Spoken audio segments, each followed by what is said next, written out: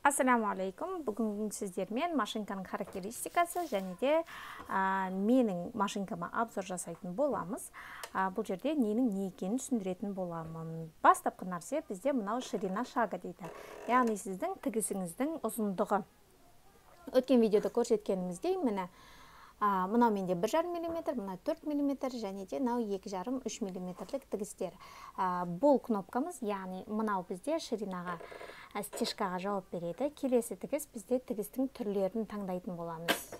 Мінекей А, Б, С, Д және міне бізде тігісіміздің түрлері осы жақта келтірілген. Егер де сіз мына супер стрейч тігістерін пайдаланғыңыз келсе, онда міне осы SS деген белгіге айналдырып келтіресіз. Келтіргеннен кейін сіздің тігістеріңіз уже мына фиолетовый емес, астындағы түрлермен тігетін болады. Бұл бізде декоративті шовтар. Енді келесі нәрсе бізде натяжение нити. Бұл үстіңгі жіп. Үстіңгі жібіміз біз мына жақта тұрады. Екі катушечка қоятын неміз теміріміз бар. Осы темірлерде жібіміз тұрады. Жіптеріміз заправка жасалынады. Қазір заправканың қалай істелінетінін мен сіздерге обязательно көрсететін болам. Осы бізде натяжение нити. Яғни сіздің натяжениеңіз 0-де тұратын болса, жібіңізді қысып тұрған жоқ деген сөз. 2, 3, 4, 5. Міне стандартты түрде байқасаңыз квадраттармен белгілеп қойған. Осы квадраттармен белгіленгендей стандартты натяжение нити осы. Мына кнопка бізде реверс, яғни закрепка жасайды. Алдыға, артқа жүреді, сол кезде сіздің тігісіңізге закрепка жүргізіледі. Любой киімді, құрақты болсын, көрпені болсын, не нәрсе тіксеңізде, сізде обязательно закрепка тігістің басында және соңында болады. Ол не үшін қажет бізге?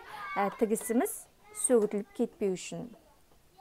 Одан кейін менің машинкамда осындай нитевдеватель дейді, автоматически. Осындай машинкада автоматты түрде жіпті өткізіп береді. Оны да қазір көрсететін боламыз сіздерге. Енді біз сіздермен заправка жасауды, машинкаға заправка жасауды және алғашқы тігісімізді жүргізуді үйренеміз.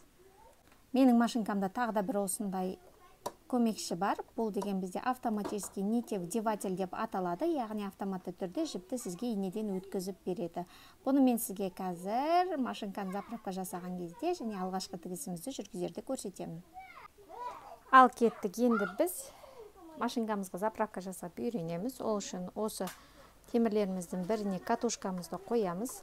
Байқағандарыңыздай мына жақтарда стрелка бар. Осы стрелкалардың көмегімен машинкамызға заправка жасаймыз. Міне жібімізді былай қарай өткіздік. Мына темірмен өткізіп, міне тағы да бір стрелка байқасаңыз, осымен жоғары көтердік. Мынау бізде осы ілгегімізге алып іліп, төмен түсіреміз. Енді жібімізді инеден өткіземіз. Мінекей жібімізді екі направительден өткіздік, нитевдевательді төмен түсірдік. Мына жерде байқасаңыз кішкентай крючокты, сол крючогымыз иненің ішіне кіреді. Иненің ішіне кіргеннен кейін жібімізді мына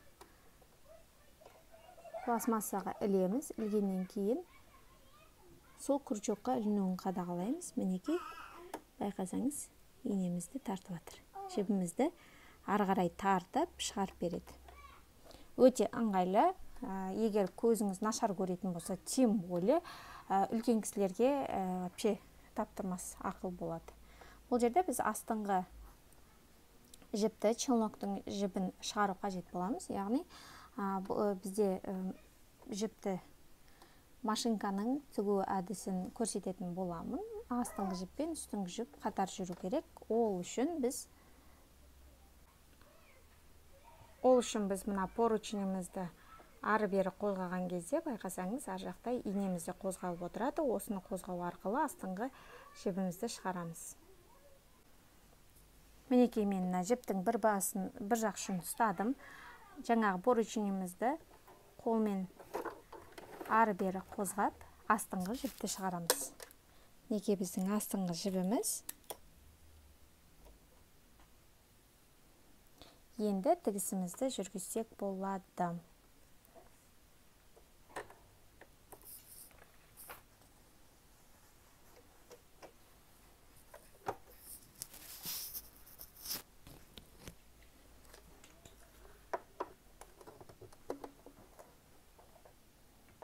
Бисмилла.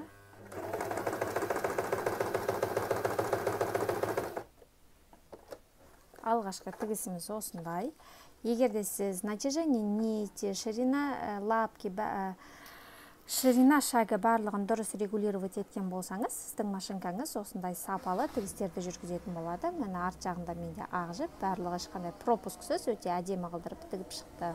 Келесі видео бізде машинканың наборында жүрген лапкалар жайында болады.